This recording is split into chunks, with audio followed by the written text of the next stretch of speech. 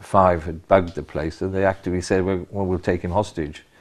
So I actually went there, but I talked about Welsh rugby, and as you know, in those days, we weren't that good anyway. So after a few hours, they said, oh, he's boring, let's chuck him out. So about 90 of them all came out chucking their swords. You know, they all wear these swords, and if you look around the corner, there's about half a dozen there, because I forgot to give some of them back. Seriously. Good grief. So that's how you actually got your release then? Well, sort of, yeah. Anyway.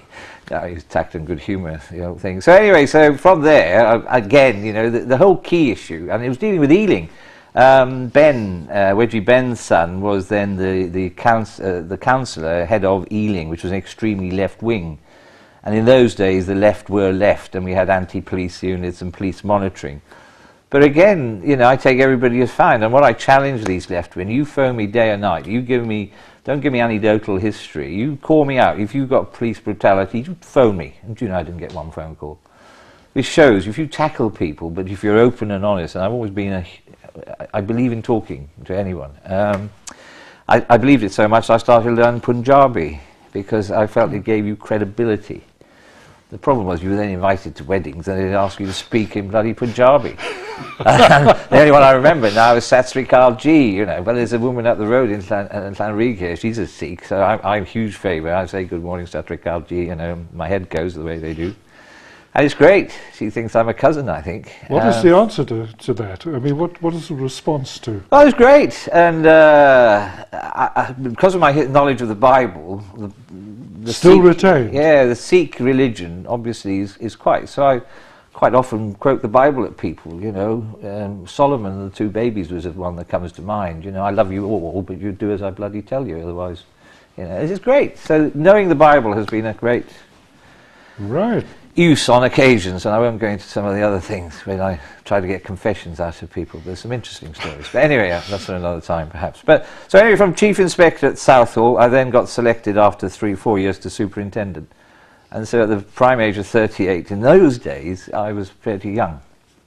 Especially, I'll tell you something about my mental state, because I'm dyslexic. I'm severely dyslexic. Good Lord, really?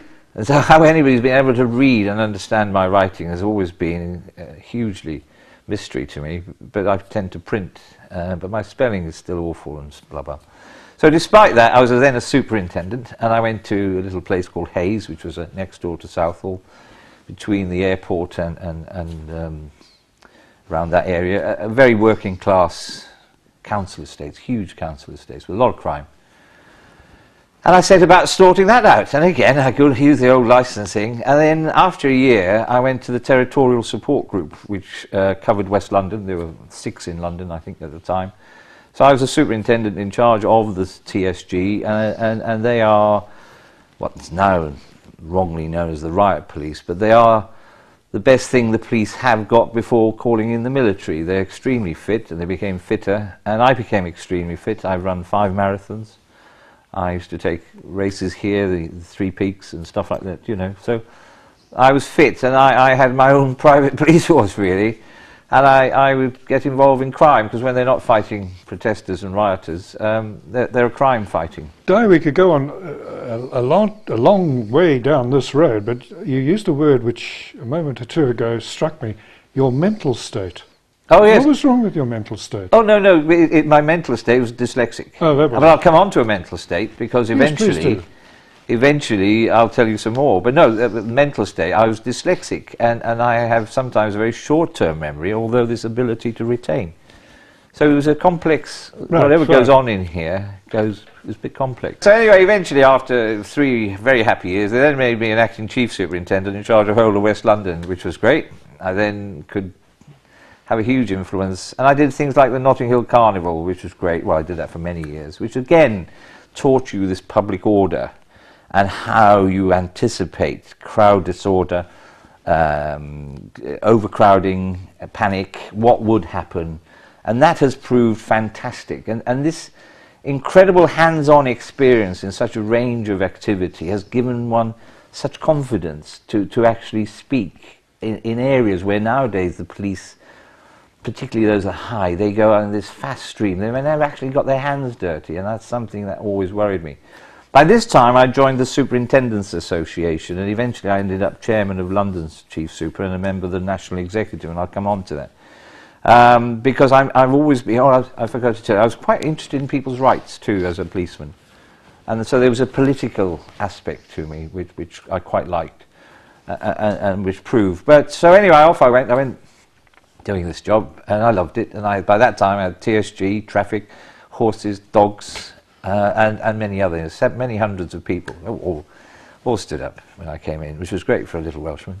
And so eventually I reached the point where I'd been selected for chief superintendent. I passed the exams amazingly, and I was selected. Then they had a moratorium, but eventually in 94, I think, 93, 94, I was selected to be a chief superintendent, or superintendent band 3. Because some prat called Sheehy decided to do with then the chief super rank and the deputy assistant rank. And they all had grades, which was a nonsense. So I was the highest grade, but I still had the badges of a superintendent instead of the regalia. So I eventually, as a chairman, got that changed because rank is important. And in a situation where people do as you're told because of rank rather than a debating society, it is important. And it's important when you're dealing with the army or services because they equate what you've got here with what have you. And a chief super is roughly equivalent to a colonel-ish, depending on your point of view. So that gave you status, and that was, you had to have that in royalty because it's the most snobbish, strange outfit I've ever worked with. And anyway, I found them a bit strange. And why? Well, I'll come on to that. Well, the whole structure is archaic. The whole structure is diffident, class-orientated, and policemen really are below stairs. There's no ifs about it, apart from the guy they got now, Loughborough, who's a toff of his own right. You know, he's an earl. But to have a Welshman like me as the operational head, and above me was a deputy assistant commissioner. I think he claims origin, but I won't mention him. But he was a buffoon. And well, I tell you how buffoonish it was, because I'd been dealing with the mortars at Heathrow and stuff like that before that, as the West London. And I got there, so I said, well, show me the Queen's safe room in Windsor. So he said, oh, it's up in the tower. I won't go into this. So I said, great, take me up there, because I wanted to see, because one of the first things with mortars and the IRA at that time was, you know, what would happen. So anyway, this born-again lackey took me, I think he was a major or something, and we went up the stairs, and I said, what's the roof? And he said, well, this is all big, strong walls. I said, what's the roof made of? Oh, a lead. And I said, let me tell you something. Mortars will go through lead thing. I said, well, tell the Queen from me, get down in the cellars, or words to that effect, lovely boy, because, frankly, this is nonsense. So anyway, I'm just halfway down thinking, oh, I've done a marvellous job here. Potentially saved the Queen's life. It was a bomb. Get a phone call from this buffoon. Saying, who do you think you are? This is my boss. And I said, well, David Davies, blah, blah, blah. He said, it's not your job to tell the Queen to get her ass down in the cellar. It's my job. You get her. Anyway, he was really outraged. But he'd been there for 3 years. I thought, oh, sugar, I'm going to really enjoy this. Anyway, I won't go to the next one. I didn't go on with him either. Because they never walked the shop floor. And what I've always believed as a policeman is, talk to the troops, walk with them, experience what they're experiencing. Don't ask them to do what you don't. So being the madman, I'd get up at 3 or 4 in the morning and go and visit all these posts, like Windsor, Kensington, all these posts in London and out of London, in Richmond Park, where Princess Alexandra was. And they rarely saw a boss unless they were in trouble. Well, it's not the way to run. You've got to, and particularly, the royalty was I amalgamated 3 divisions. Be quiet. That's the dog, not the wife. And anyway, so that was a job in itself, because they didn't want to be amalgamated. The uniform with the uniform, the guys you see opening the doors, the close protection, personal war, they were the crachachs, as we say in Wales. Yes. And one of these bosses had referred to the uniform as door stoppers. Well, what an attitude. So, having come from the elite of London, my job was, and they should be the elite, protecting the royal family by any definition ought to be a job that people are dying to do, literally, if they have to. That's good. Anyway, so I said about re-looking at them, training, selection, making them all armed, making them fit, all the kinds of things you'd expect a modern boss to do. which is so rare in the police, in my opinion, and that's why they're so buffoonish as they are now, some of them. So anyway, what happened then? Well, but the stress of the job got me down, and the unions would take advice saying I couldn't make them fit. They didn't want to go to Scotland, the little darlings, because I wouldn't pay them 3 days going up and 3 days coming back as some of them. They were Spanish practices.